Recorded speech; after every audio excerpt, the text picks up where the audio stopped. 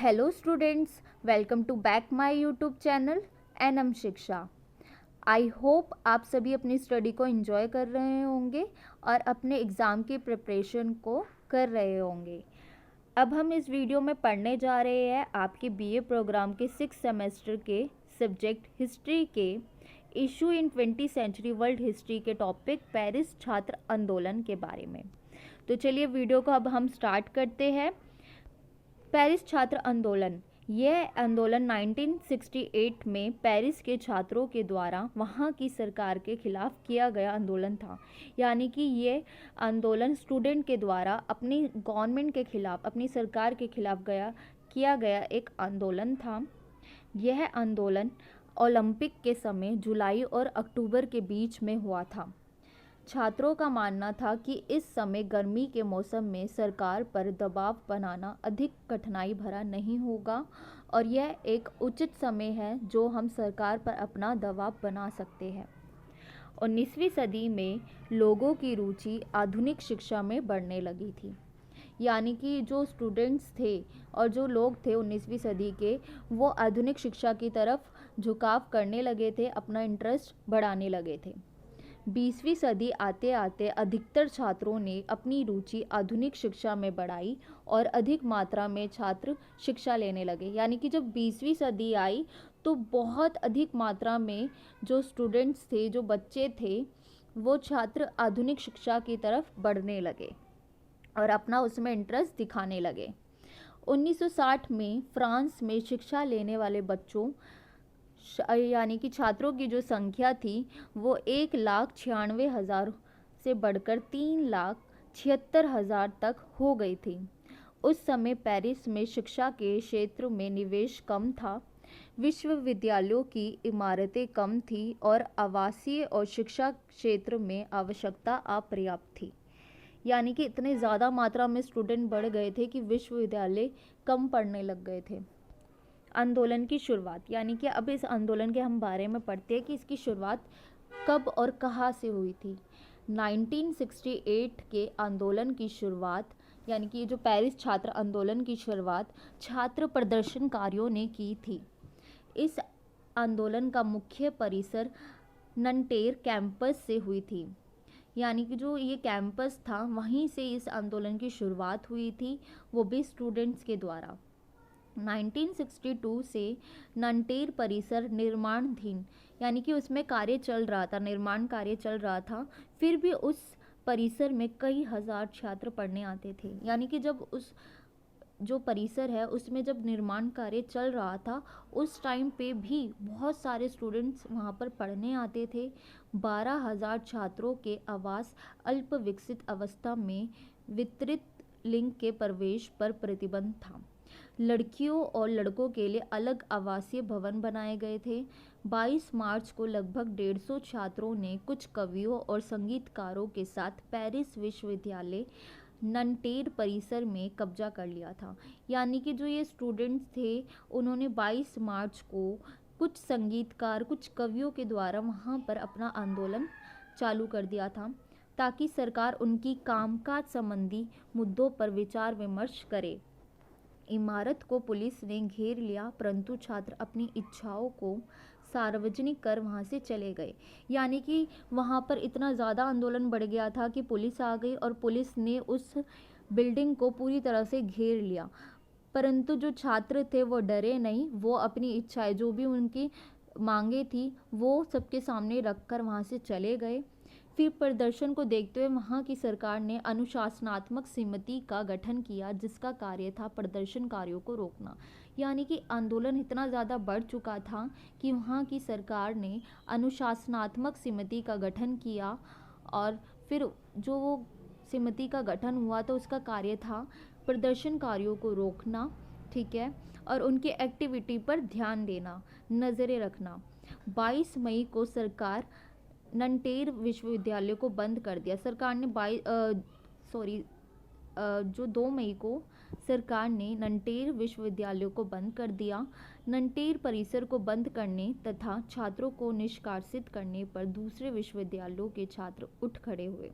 यानी कि जो 2 मई को ननटेन विश्वविद्यालय को बंद कर दिया गया, तो दूसरे जो विश्वविद्यालय के छात्र थे वो भी आंदोलन में खड़े हुए और वो भी बहुत ज़्यादा गुस्से में आ गए। ठीक है, उन्होंने भी अपना एक आंदोलन छेड़ दिया, सोरबोन परिसर से छात्र आंदोलन। यानी कि फिर एक और आंदोलन छिड़ा पेरिस में छात्र आंदोलन का, जो था सोरबोन परिसर से छिड़ा ये आंदोलन। 3 मई 1968 को सोरबन परिसर से आंदोलन उठ खड़ा हुआ। अगले 7 हफ्तों के लिए पेरिस की सड़कें युद्ध का मैदान में बदल चुकी थीं।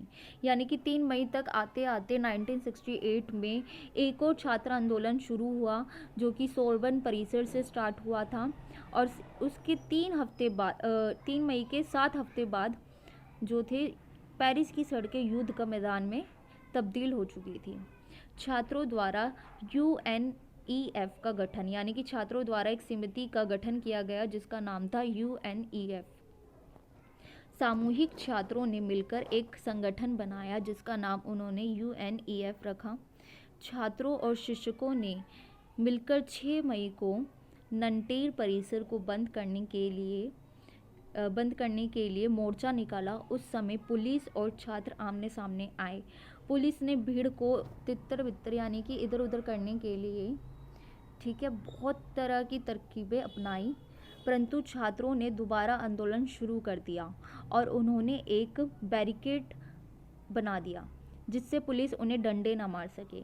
उन्होंने एक बैरिकेड सा खड़ा कर दिया ताकि जो पुलिस उनको डंडे ना मार सके, परंतु दोनों में से कोई पीछे नहीं हट रहा था। ना तो छात्र पीछे हट रहे थे, ना ही पुलिस पीछे हट रही थी। मध्य रात्रि तक आंदोलन होते रहे, जिससे आंदोलन बढ़ता चला गया। ये जो आंदोलन था वो आधी रात तक चलते रहे और ये आंदोलन बढ़ता ही जा रहा था। द नाइट ऑफ बैरिकेड्स, इस आंदोलन में जो था, ठीक है, बहुत बड़ी मात्रा में आप देख सकते हैं कि विरोध उत्पन्न हुआ। 10 से 11 मई की मध्य रात्रि को द नाइट ऑफ बैरिकेड्स के नाम से जाना जाता है। उस रात को 40,000 से ज़्यादा छात्र प्रदर्शन कर रहे थे और यह फ्रांस का अब तक का सबसे बड़ा छात्र आंदोलन था। यानी कि जो ये पेरिस छात्र आंदोलन था, ये अब तक का, उस टाइम का सबसे बड़ा पेरिस छात्र आंदोलन था। पुलिस का दमन जारी। पुलिस लगातार इस आंदोलन को रोकने का संघर्ष कर रही थी। 500 से ज़्यादा छात्र की गिरफ्तारी हुई और सैकड़ों छात्रों को अस्पताल में भर्ती करना पड़ा। टीवी रेडियो से प्रसारण, जब इस आंदोलन को टीवी रेडियो पर दिखाया जाने लगा तब लोगों की सहानुभूति आंदोलनकारियों के साथ होने लगी।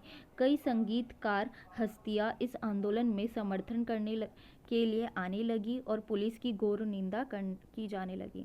यानी कि ये आंदोलन इतना ज़्यादा बढ़ गया था कि इसको टीवी और रेडियो पे भी सीधा प्रसारण किया जा रहा था इसका। ठीक है, आगे हम पढ़ते हैं वामपंथी यूनियन हड़ताल। 13 मई को 2 वामपंथी यूनियन में हड़ताल का आह्वान किया और इस आंदोलन में 10 लाख लोगों द्वारा मोर्चा निकाला गया। एक हफ्ते के भीतर 20 लाख लोगों ने इस आंदोलन में अपना सहयोग दिया। 23 मई को 1 करोड़ लोगों की संख्या में यह आंकड़ा तब्दील हो गया।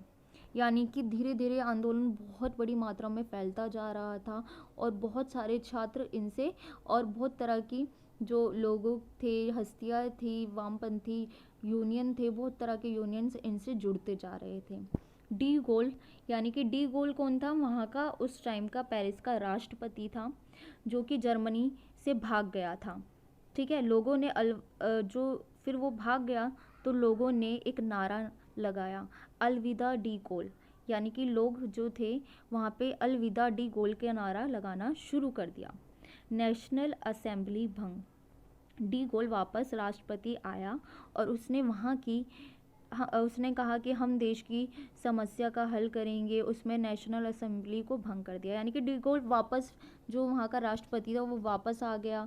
फिर उसने लोगों के सामने अपनी सहानुभूति को पाने के लिए कहा कि हम देश की समस्या, जो भी हमारे यहाँ पे राष्ट्र में समस्या चल रही है, हम उसको सॉल्व करेंगे।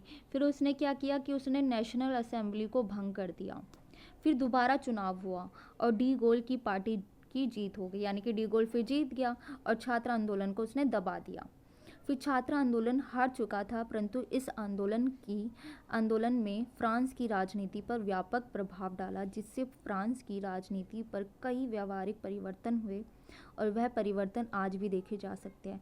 यानी कि बेशक जो पेरिस छात्र आंदोलन था वो सरकार के दबाव में आकर हार चुका था, थोड़ा सा थम गया था, परंतु उसकी जो छाप थी, उसकी जो व्यापक जो छाप थी वो लोगों पर पड़ी और आज भी उस जो छवि को देखा जा सकता है वहाँ पर। आई होप आपको ये वीडियो बहुत अच्छी लगी होगी और आपको ये जो कंटेंट, जो ये टॉपिक है, अच्छे से क्लियर हो चुका होगा। ठीक है, अगर आपने चिपको आंदोलन के बारे में वीडियो नहीं देखी है तो आप चैनल पर विजिट करके चिपको आंदोलन की वीडियो देख सकते हैं। भोपाल गैस त्रासदी की वीडियो भी अवेलेबल है, आप उसको भी एक बार पढ़ सकते हैं हम। ठीक है, थैंक यू फॉर वॉचिंग। आगे भी मैं और जो इम्पोर्टेंट टॉपिक है उन पर वीडियो डालने वाली हूँ और मैं प्रीवियस ईयर के क्वेश्चन पेपर भी आगे अपलोड करने वाली हूँ। Stay connected with me. आपको एग्ज़ाम की बिल्कुल भी टेंशन नहीं लेनी है। मैं हिस्ट्री के जो जो इम्पोर्टेंट क्वेश्चंस हैं जो हर साल आते हैं और इस बार भी आएंगे, मैं उन्हीं पर वीडियो बना रही हूँ और आप बस इन वीडियो को पढ़ लो और इन वीडियो को देख लो, आपके जो एग्ज़ाम में पास होना निश्चित है।